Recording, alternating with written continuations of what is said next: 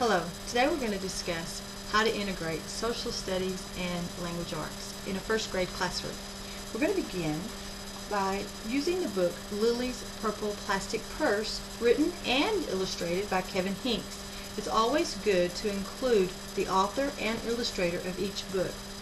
Now, when you read the title, Lily's Purple Plastic Purse, you automatically see an example of alliteration. It's a good opportunity to have the students look for other words that begin with the letter P. Now, one take-home exercise would be to give the students a piece of paper so that they can work with their parents and make a list of all the things in their home that start with the letter P. They might bring back a list of a potato or a pencil or a pig or some pennies. So that would be a good opportunity to involve the parents. Now, Lily's Purple Plastic Purse is a story about a little girl who has a purple plastic purse. And she has some fancy glasses and some coins, and she can't wait to share this with her classmates and with her teacher. Lily wants to be a teacher. Now, because Lily can't wait, she doesn't wait. And it's a good opportunity for us to introduce a social studies lesson. Rules and the consequences of rules. Lily doesn't wait, and so her teacher has to take her purple plastic purse and put it up for the rest of the day. Lily's sad.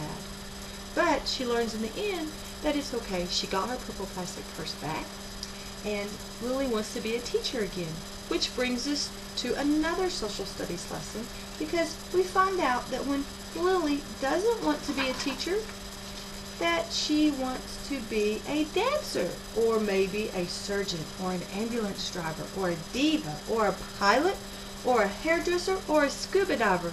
So it gives us an opportunity to talk about our community and the other jobs that are in our community and those people. Now, our next book is A Birthday for Francis. All students like birthdays. I have a birthday box and our book, A Birthday for Francis, by Russell Hoban and illustrated by Lillian Hoban. Now, A Birthday for Francis is a book that all students will relate to. They've all had birthdays, and it's an opportunity to talk about different celebrations, not just birthdays, but celebrations with presents and celebrations without presents. It gives us an opportunity to classify and group different types of celebrations. And also, Frances doesn't have the birthday at all. It's actually her sister's birthday, Gloria. And Gloria gets a tiny truck and a plush pig and a chewy Chompo bar. So there are a lot of descriptive words in our story, A Birthday for Francis. So it gives us an opportunity to introduce adjectives. Now, in my birthday box, I turn it around and I have some words here: elephant, ice cream, ant, and clown. I can pull out a word, tiny. Now, which word on our box does tiny describe? A tiny clown? Maybe. A tiny ant? Yeah. Both of those will work. How about the word cold? Cold elephant? No. Cold ice cream? Yeah. So the students have an opportunity to practice learning about adjectives. And I have another paper that they can work on together in groups and then independently so that they can practice. We have flower, fire, car, and candy in a word bank. Students can choose from the word bank to describe one of these words. We'll give them an opportunity to practice learning more about adjectives. Our next book is Sweet Clara and the Freedom Quilt, written by Deborah Hopkinson and paintings by James Ransom. I brought a quilt to the room so that the students can see the intricate details of a quilt. Now, Sweet Clara, in our book, she had to listen well to the people around her so she could make her quilt. And her quilt wasn't just an ordinary quilt, it was a map. So it gives us an opportunity for another social studies lesson, and we can talk about maps and what a map is. I brought a map of the local zoo, and in this map we see that if we're at the elephants, then we go to the left and we come to the flamingos. If we turn around, we go to the monkeys. We go up north and to the right, we go to the alligators. So we can discuss maps and what directions are. One way to practice maps is by doing mazes. So I've made some mazes for the students.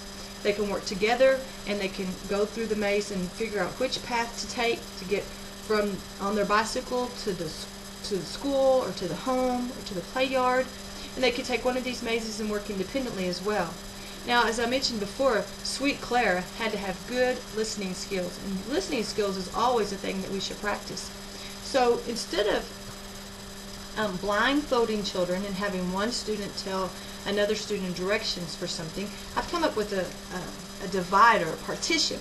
So I have some blocks, and these blocks each are different colors, and what I would do is I would take the blocks on this tray that are different colors and put them here, put my divider right there, and have one student sit on this side of the divider, and I would have some bowls over here that have different colors in them, and one student will reach their hand through the divider that separates them from the blocks and grab a block, and the student on the other side will tell them which bowl that color goes in. And that way the student on this side would have to listen to the student on that side. We give them an opportunity to exercise listening skills in a very fun way.